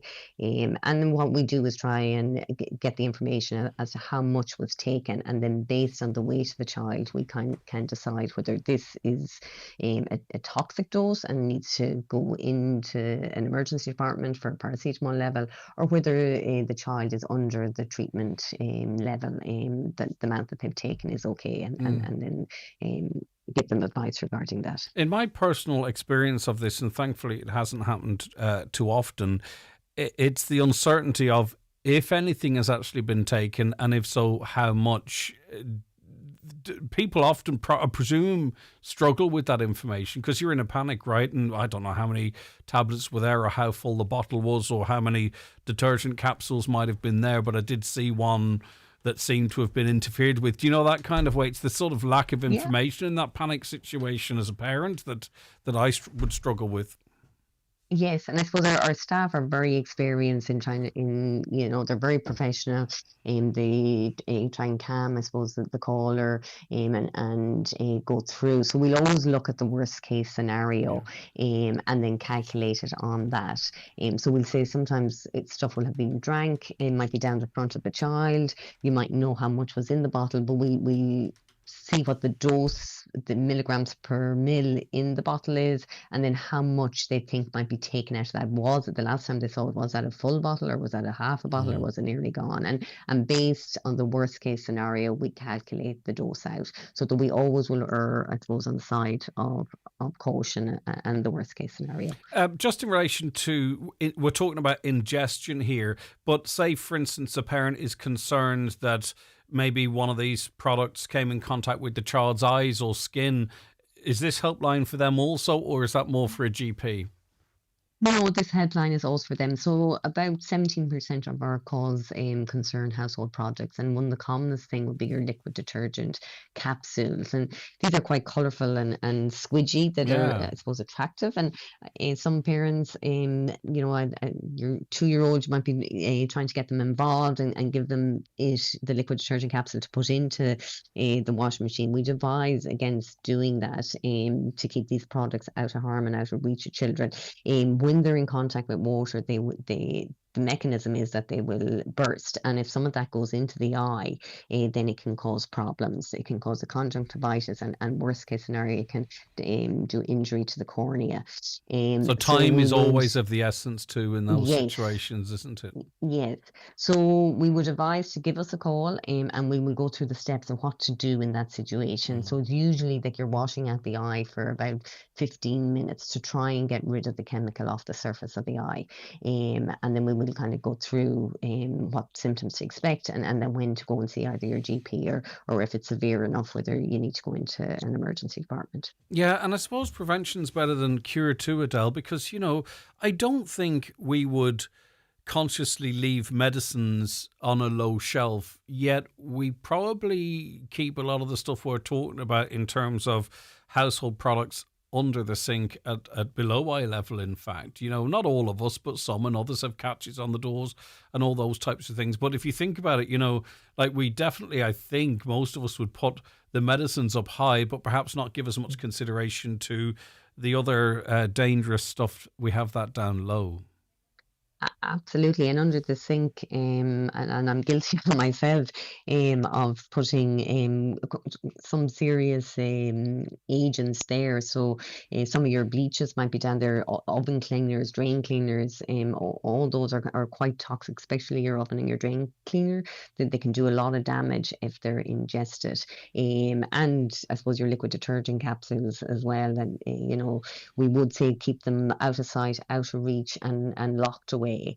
And I suppose even the medicines up high, like children, they might start off walking, but then they start discovering their environment and start climbing up onto shelves. And shelves you thought they could never get up to this, and then suddenly they'll be able to reach up and take something out of a shelf.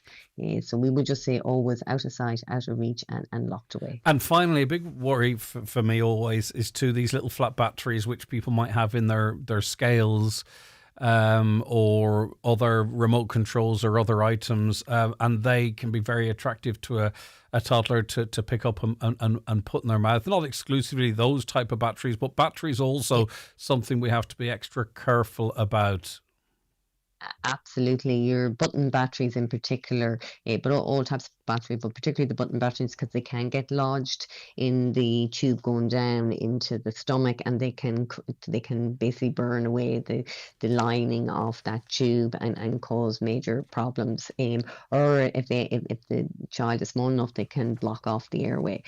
So these are particularly dangerous household products and should be kept out of reach of small children. Yeah, okay, listen, good advice. We have to be aware of these things because prevention is better than cure, of course, but it's always good to have those details. I'll remind listeners of the contacts, but for now, I'll thank you, Dr. Adele Duggan. Thank you so much for joining us. Thank you very much. Thank you. Bye-bye. Look after yourself. Right. So, as I say, a number we hope we would never need, but why not have it to hand just in case you do need it? 01 809 2166. 01 809 2166. Because with the best will in the world, we just never... It's very hard to cover all the bases, isn't it? To make sure that something isn't ingested. And as I say, in my experience, it's the concern of something being ingested, not that it actually was. Like that little battery, for an example. I remember going into an absolute panic, and as it turned out, I found the battery I thought had been ingested, but until such time as I did, it was a very worrying time, and I wouldn't like to have had to try and find out that information. It's the Poison Helpline. Just have that number there close to hand, 01 809 2166, and it's possible maybe, aunties, uncles, granny and granddads with no small children anymore, maybe even more important to have that, because you could have the wee ones over and your house may not be as bomb proof as the parents' house. So as I say, no harm having that. If all your listeners could download a free app called Just 3 Words, which I was mentioning there, it's amazing, and you can be located to within a few feet. We use it to work over Nocala Mountain, and it's a great app to have. Great if you have an accident and don't know where you are. And as I say, even if you know where you are specifically, I'm on Loch Salt, I'm in Bother. Well, where are you on Loch Salt? Are you at the beginning, at the end, are you at the middle? The What 3 Words app, well worth having. You can say, and I'm going to use 3 random words, cat, dog, horse, as silly as that might sound, you give that to the emergency services, and those 3 words will pinpoint you to your exact location. So it doesn't matter how close you are to a physical sign. It doesn't really matter if you've got Google Maps open. Those 3 words, what 3 words would locate you to within a foot. Done low toilets at the weekend. Gotta say they were perfect. So a clap on the back and well done to those involved. I snapped this and sent it to your local council. So it's a video of a toilet which I've seen, and it is very clean. I'm not sure if we need it. It explains it to me. I'm not sure if I need to put it out there. So good to praise good toilets when they're good. We do have to talk about the bad ones, and Burton Portaloo seems to have been pretty nasty over the weekend.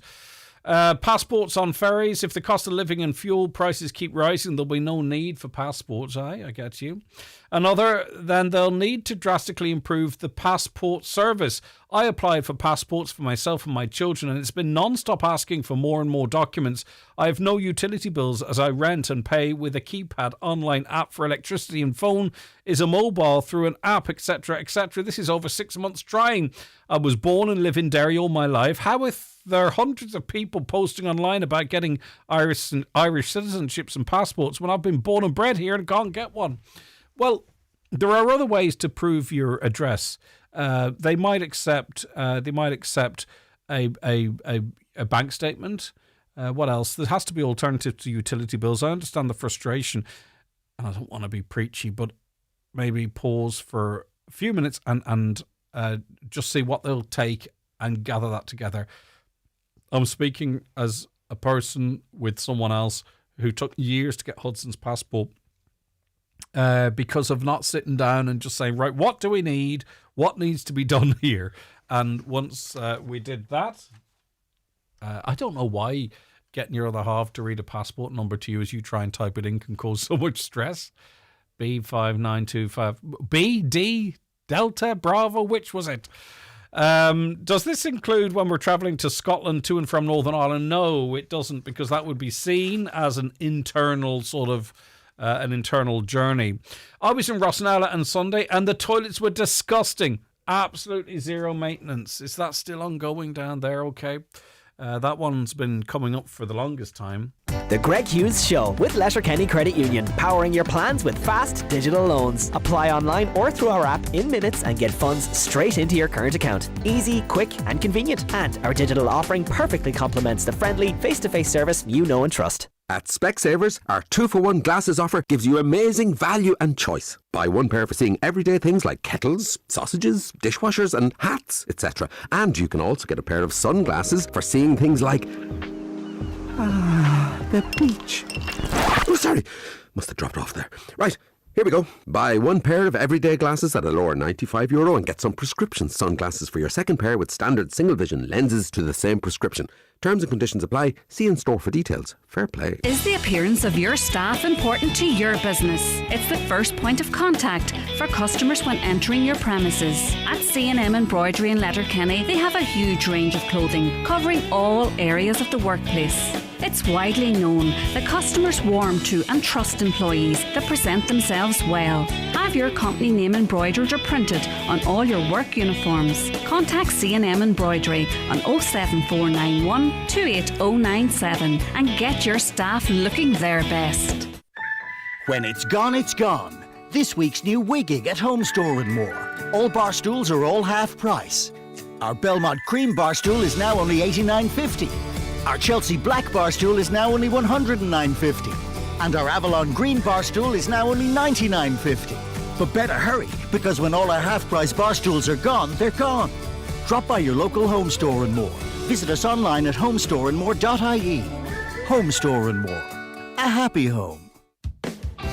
In the market for a quality used car? Then make your next stop to Heron Auto in Donegal Town. With a wide range of manual, automatic, hybrid and electric models in stock, there's something to suit every driver and every budget. Plus, every vehicle comes with the remainder of Kia's outstanding 7-year warranty for added peace of mind. There's never been a better time to drive a Kia. Visit Heron Auto Donegal Town today. Drive with confidence. Drive with Heron Auto.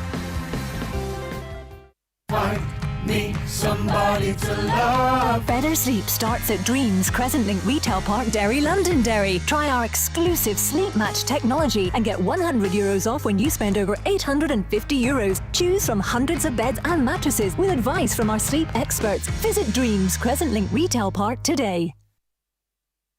Welcome back. Now, we got a contact from a listener saying there is an issue with quads destroying listener gra.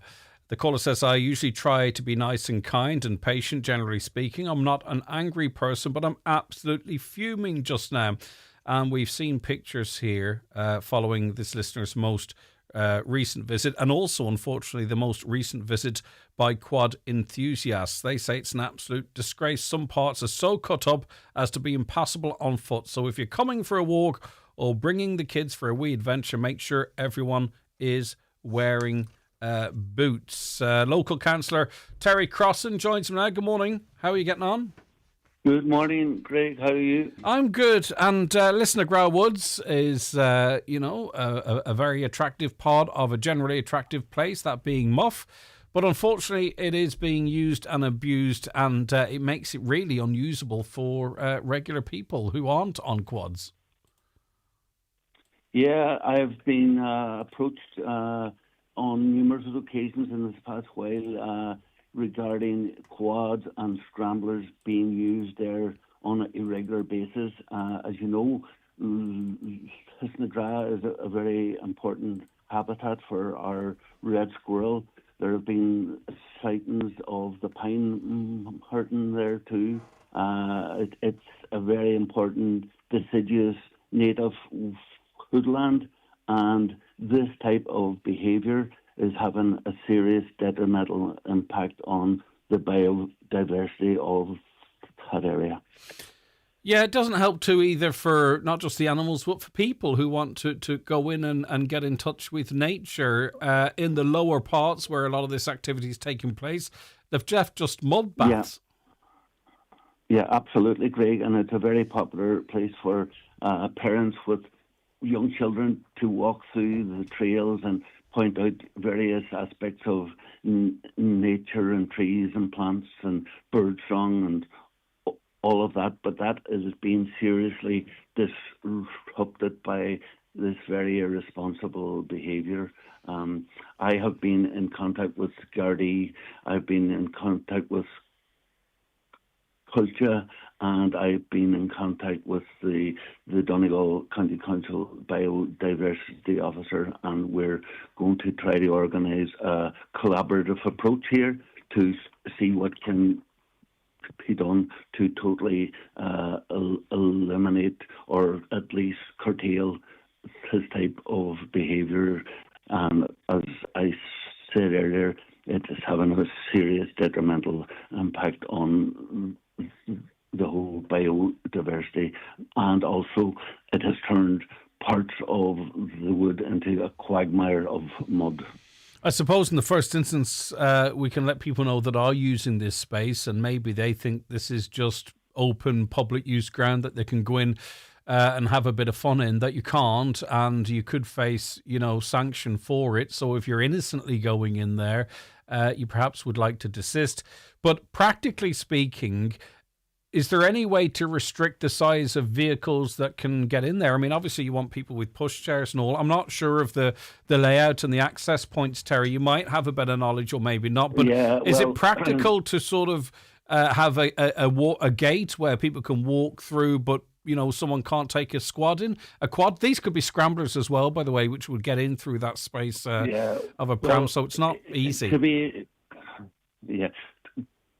To be honest, quads or scramblers could access it at almost any point. Okay. But what we need is Culture to have up signage clearly indicating that quads and scramblers and any type of motor vehicles are prohibited there because of the use by children, families. It's a health and safety issue, and it is also having noise pollution, the damage to the vegetation and all of that is very serious and has to be halted. All right, listen, thanks for that. Keep us updated. I do appreciate it, Councillor Terry Crossan there. If you have any experience of that situation up there in Lisnagra Woods, let us know. Some good news, actually, that Donegal has secured 2 places in the top 5 of a new ranking in Ireland's best beauty spots for scenic autumn getaway. Slieve League ranks 3rd overall, while Glenveigh National Park takes 5th place in the 2026 Irish Beauty Spots Index, which compared 17 destinations across the island of Ireland based on traveller ratings, accommodation quality, affordability and accessibility. So this is information gathered by visitors. So what does it tell us? Well, as I say, there's a couple of ways in which these are ranked. Keene Bay, Achill Island, Mayo, number 1. Curracloe Beach, Wexford, 2. Slieve League, Donegal, 3. Marble Arch Case, Fermanagh, 4. Glenveigh National Park, 5. But they also go by the ratings. So Slieve League had a 4.8 rating out of 5, which is equal to the top score. Glenveigh, 4.7. In terms of accommodation, this is quite interesting. Mayo, 4.8. Donegal just 4.3 and 4.2 respectively between Slieve League and Glenveigh National Park. I think that's unfair. In terms of accommodation affordability, we ranked quite well there. Slieve League, €154 compared to 199 for Mayo, €187 for Glenveigh. And accessibility from the airport, we often see this as a disadvantage. But Keene Bay in Mayo, 4 hours, 27 minutes from the airport. Slieve League, 3 hours. Glenveigh National Park, 2 hours and 9 minutes. So I don't know what airports they're travelling from. But anyway, both of those places in the top 5 based off people's actual experiences. And I think that's blooming good. Right, now we are speaking with Dan van Hammersveld, who's Director of Corporate Affairs and Communications at Japan Tobacco International Ireland. And Dan, good morning to you. Thank you for joining us. Thanks for having me. And I think what we've seen from the latest Empty Pack survey is that the majority of cigarettes being bought, not just in Donegal, because I've seen figures nationally, the majority already are cigarettes that are illegal, effectively. People aren't paying tax on them. Yes, absolutely. Well, independent research found that, for example, in Letterkenny, almost 60% of cigarette packs had absolutely no Irish tax paid on them.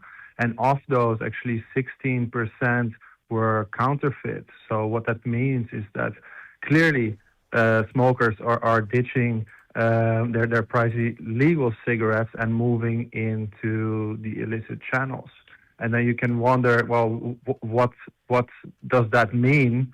Well, for a shop in Letterkenny, for example, it's not just about cigarettes. It's real turnover and footfall that they lose to essentially criminal gangs selling cigarettes out of their car booths, of which they, of course, do not have to pay any VAT or excise at all.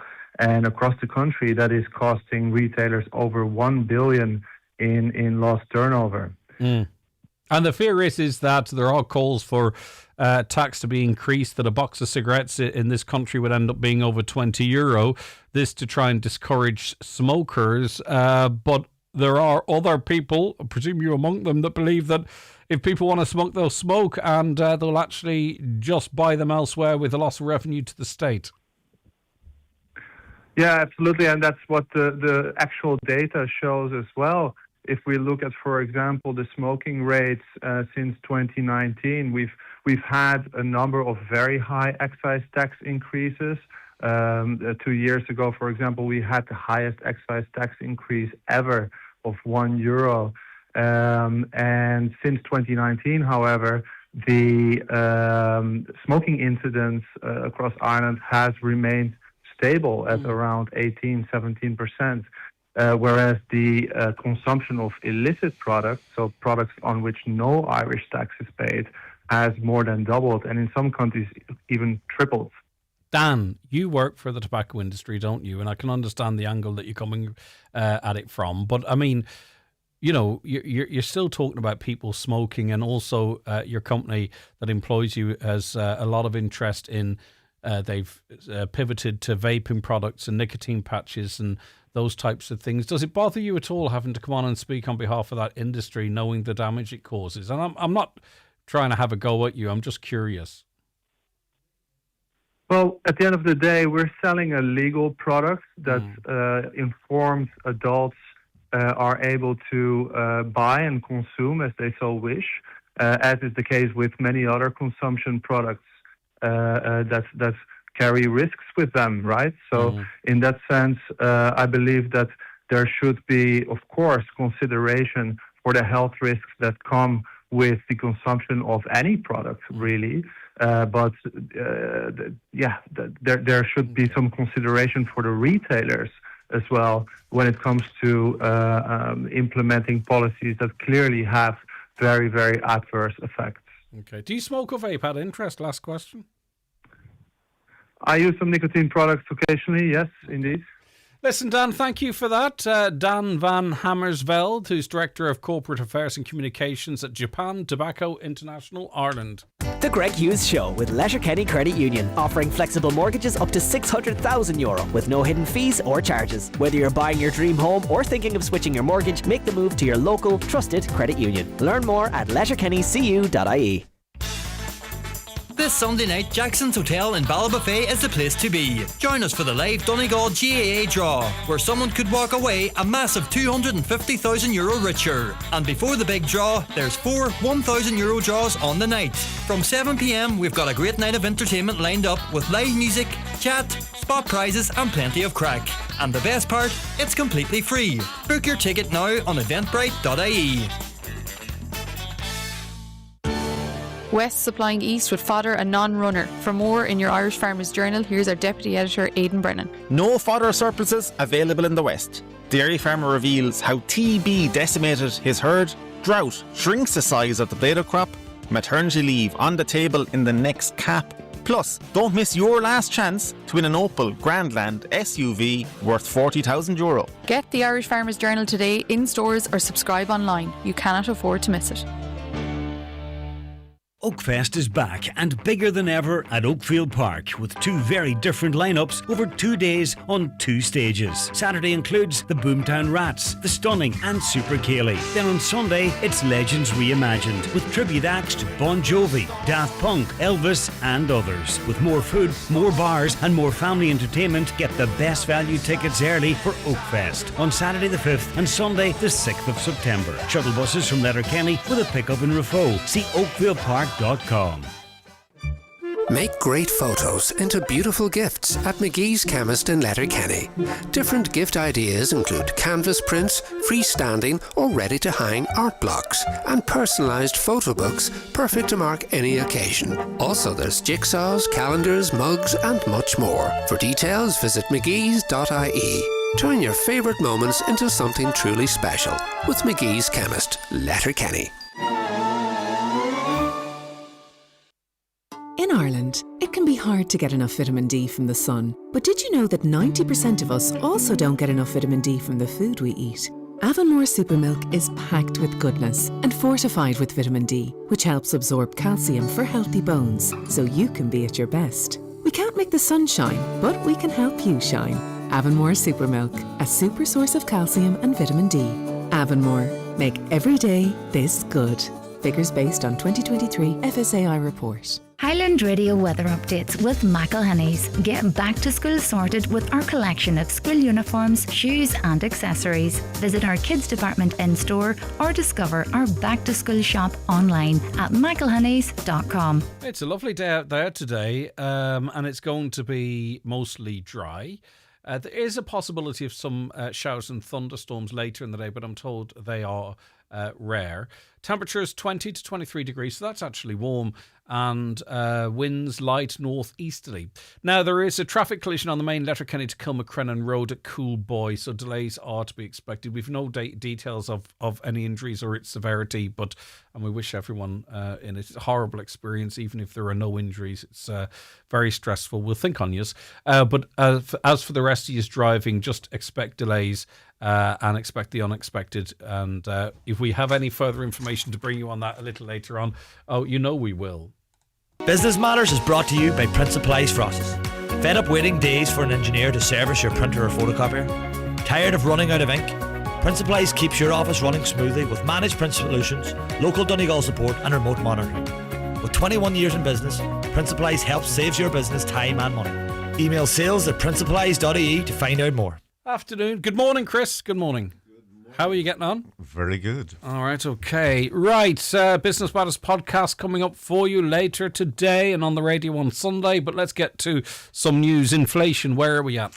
Yeah, just wanted to flag this. We're all aware of how things have gone up in the shops. The latest figures show our inflation rate 3.4%. Now, looking at a slightly longer scale, and I was buying bananas, and this is what prompted this. They were $2.29 or something, and I remember bananas were always $1.29 or whatever. But to put it in context, officially the figures show that since July 2021, prices in the economy have risen by around 25% in total. So if you're feeling the pinch in your pocket, that's really why it's gone up a quarter, and food by a higher amount. You hear all these ads. I went to a supermarket yesterday and did a something of a weekly shop. €97, tapped or scanned whatever shop I was in. Savings 78 cents. 78 cents off a €90 spend. Car and house insurance premiums falling. I presume we're going to have this caveat of home insurance companies wanting an extra €24 off each and every insurance policy holder to cover flooding, or am I ahead of you on this one? Well, maybe you are. Now, these figures come from bonkers.ie, which is a comparison website, and it shows that car insurance premiums have fallen for the 10th month in a row, down around 4% on average, and home insurance costs down around 3% on average year on year. Now, in particular in relation to the car insurance premiums, this is due to a number of reasons. Part of them have been changes in legislation.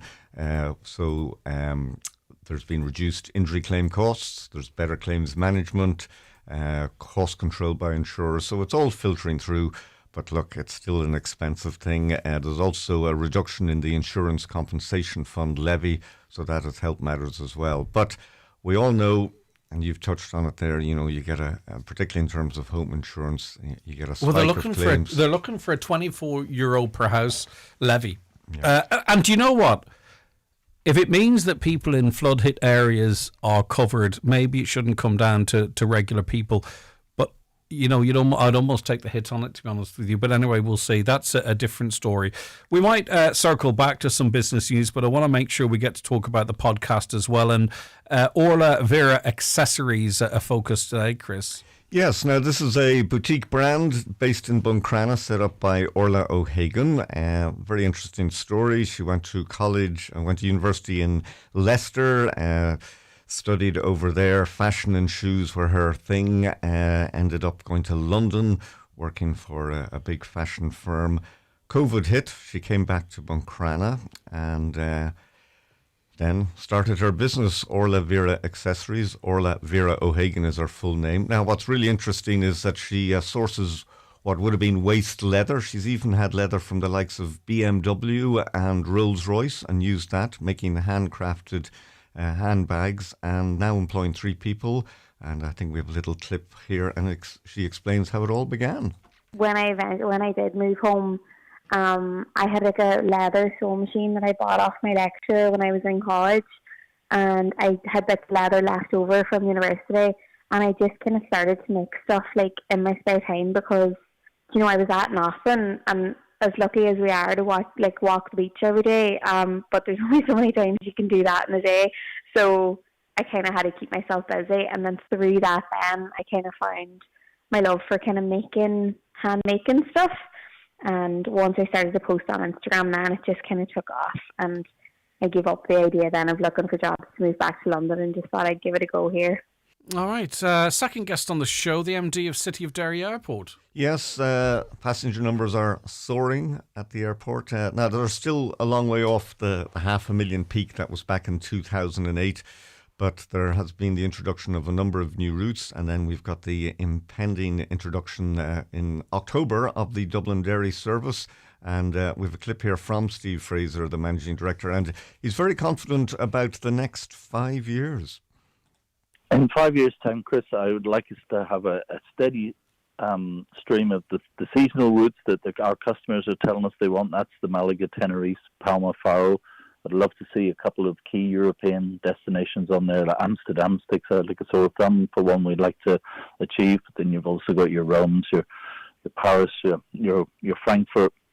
We'd like to increase the frequencies on those Edinburgh, Birmingham, Glasgow, Manchester, up to the same kind of frequencies as we have on the London Heathrow, or at least daily. So there's a lot to do, but it's all achievable. And just given time, as you say, in 5 years it'll be a very different looking airport. And I would hope in 5 years we've doubled the passenger numbers from where we are now. Yeah, I used to in the past when things were different be able to use Derry heading to Faro and all that type of stuff. And not unlike Ireland West Airport, it's a wonderful experience, a wonderful way to start your holiday when it's relatively close, easy to get through and onto your plane. So the more options, the better. And if they get them, people will go. There's just no doubt about that. So much more from Steve and from Orla on the podcast, which is available a little later on today, isn't it? That's right, Greg. It'll be scheduled for just after 2 o'clock. Wow, okay. I'm very impressed. So we'll get it from 2. And if you want to listen to it live on the radio or play it out, it will be on Sunday after the 6 o'clock news. Give us your contact details, Chris. businessmatters@highlandradio.com. Thank you so very much indeed. Thanks so much to you, by the way, at home, at work, wherever you are, for listening to the show today. That's where we have to leave it. We'll be back on